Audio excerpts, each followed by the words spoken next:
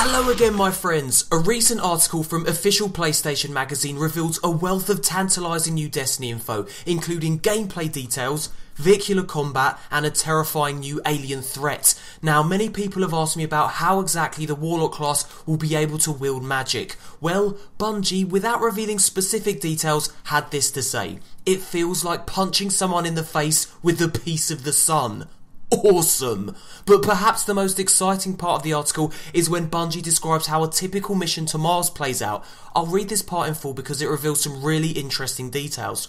I hop into a spacecraft with my buddy and we head to the ruins in daytime, knowing the Cabal will be out in smaller numbers than our last nighttime excursion. Suddenly, a Cabal dropship swoops in over the skyscrapers, unloads over our position with rockets, and drops a whole squad of Legionnaires backed up by a Centurion. It's not looking good, and for a second I wonder if we're even going to live long enough to make it through the front door.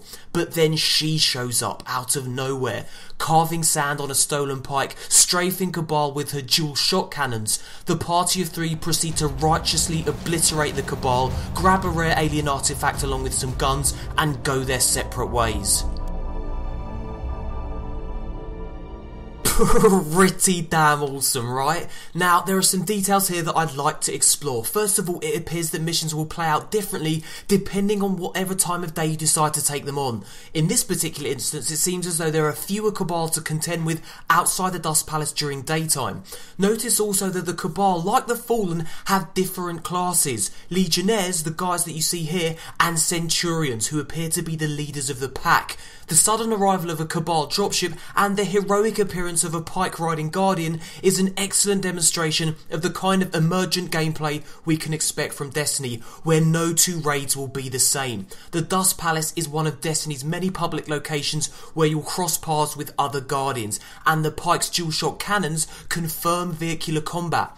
Bungie also points out that there is a general story arc for all players in Destiny, but most of your story is written by you, where you decide to go and what you do when you get there. Now, in order to create a world where all this is possible, Bungie had to rebuild almost every part of their game technology. The article reveals that Bungie has been working on Destiny for 6 years, and in that time they've built their largest, most talented engineering team ever. There's a wealth of new server-side technology, a bespoke level building tool known as Grognot, creator of worlds, and a graphics engine designed with the next 10 years in mind. These are some truly mind-boggling numbers, and the clearest indication yet that Destiny is going to be something special.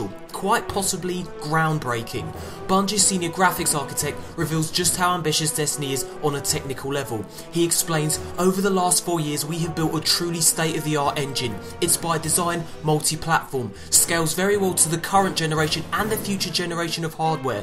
We have a ton of new features, from our multi-resolution terrain systems to our forests and trees, to rivers, to real-time lighting, visibility, loads of cool technology. The main reason why we needed to write an entirely new engine is because the sheer amount of content that we have in this game is just impossible to build in the way we needed to build it. So then guys, we have a shared world shooter spanning the solar system with seamless competitive and party play from the developer with the Halo series on their CV, 6 years of work tucked away under their belt on the project, and funding from Activision. I'm in no doubt that Destiny is going to blow our tiny little minds all over the chuffing walls. So the big question is this: when can we play Destiny? Well, according to the article, Bungie's contract with Activision requires them to produce 4 games, one every other year from 2013. However, the article also states that Activision won't release Destiny until 2014. Now, I know this will disappoint many fans, but think of it this way. Bungie's been working on this game for 6 years. They've created brand new, bleeding edge tech from the ground up in order to realise their vision. In other words, the wait will be worth it. And let me leave you with this beautiful little bombshell. Bungie even mentions a planet-crushing war beast in the article. I mean, what size does this thing have to be if it can crush planets? The answer is surely fucking massive. Thumbs up if you enjoyed the video, subscribe for more Destiny news, and thanks for watching, you beautiful bastards. Here comes the mother chuffing boom!